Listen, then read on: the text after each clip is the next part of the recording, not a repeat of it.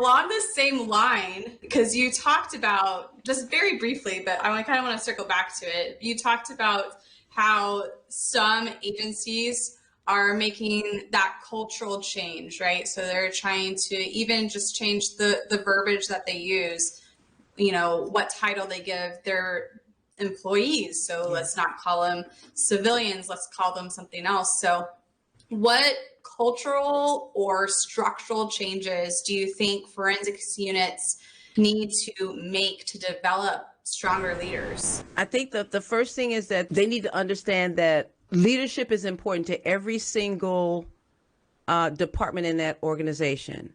Because everything, literally everything, and I heard it in a quote in a book, everything rises and falls on leadership.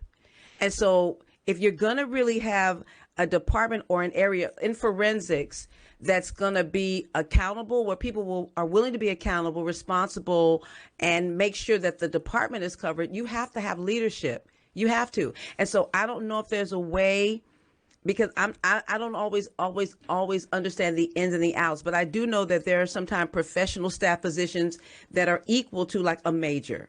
And sometimes that happens, and sometimes that major has the influence or the ear of the higher ups. That's very key. And if forensics is really looking to, I'm going to say, to even draw and keep the right people, it's going to take the right kind of leadership. I would really encourage more training, but make sure it's training that's really conducive to not just the same thing we've always done. I would even say, I hope I'm answering the question, but sometime instead of the manager doing the training, I'll start assigning people to do the training. I'm going to see how they put it together and how well they can draw people in. All of that to me is a way to train the next person, because I've been talking more about succession planning. Mm-hmm. And I tried to talk succession planning 20 years ago. Nobody listened to me in law enforcement.